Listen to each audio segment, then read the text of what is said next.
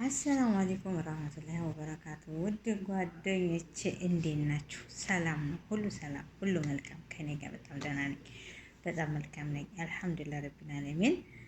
እኔ ግን በጣም ደስ ብሎኛል። በጣም ደስ ብሎኛል። ምንድን ነው ብትሉኝ ውዶችዬ፣ እንግዲህ የወንድሞቻችን የእህቶቻችን የወንድሞቻችን ታጋች እያገቱ 400 ሺህ ብር 500 ሺህ ብር አምጡ እያሉ የሚያግቱት ልጆች ተያዙ። በጣም ደስ አይልም? በጣም አያስደስትም?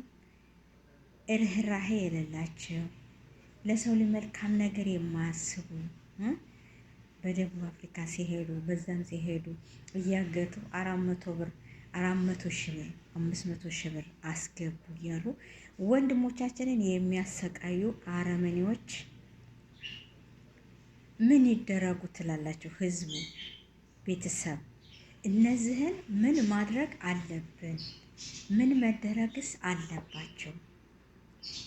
እናት ሲታገትባት ታግቻለሁ እናቴ እየተደበደቡ እያለቀሱ እናት የነሱን ድምፅ ስሰማ አባት የነሱን ድምፅ ተናገር ሀውል እያሉ ሲደበድቡ እያሰሙ እናት አባት ሄሎ እናቴ ሄሎ አባቴ እያሉ የእነሱን ድምፅ እያሰሙ እየገረፉ ብር የሚቀሙ ተይዘዋል። እነዚህ አረመኔዎች እዋቸው ፕሮፋይል ላይ እጅግ በጣም ያስደስታል መያዛቸው ማለት ነው። ሰርተን እናገኛለን ብለው ወንድሞቻችን በበረሃ ላይ እየተንከራተቱ ሲሄዱ እነሱ ደግሞ አግተው ገንዘብ አስገቡ። እኔ ይሄ ጓደኛ እንዲህ ብሎኝ ነው፣ ይሄ ከሌ እንደዚህ ብሎኝ ነው። እንዴት አባክ እንደዚህ ይላል? አንተ ርህራሄ የሌላችሁ የሰው ገንዘብ እኮ አያችሁ አይደለ? ዙሮ ተዟዙሮ የሰው ሀቅ ነው። ሀቅ ይወጣል።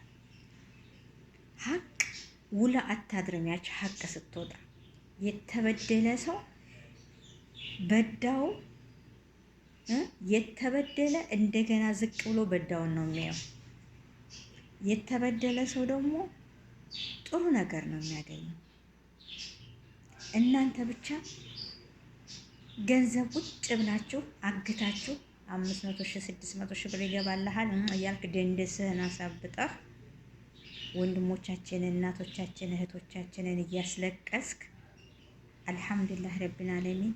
ኸይሩ ረመዳን ያ ረቢ ያ ከሪም። አሁንም እናቶቻችንን ወንድሞቻችንን እህቶቻችንን የሚያግቱትን አሁንም አላየ ኸይሩ ረመዳንና አጋልጥልን።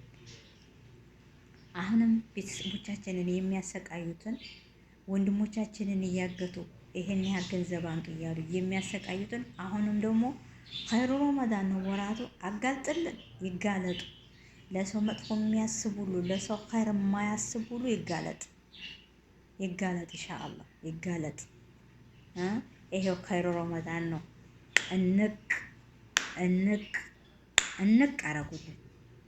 አልሐምዱሊላህ ፊትህ በርበሬ መስሎ አይንህ እስከሚያበጥ ድረስ ግንጭልህን እያሉ ያን የበላኸውን ገንዘብ ትተፋታለህ። አየህ አይደለ?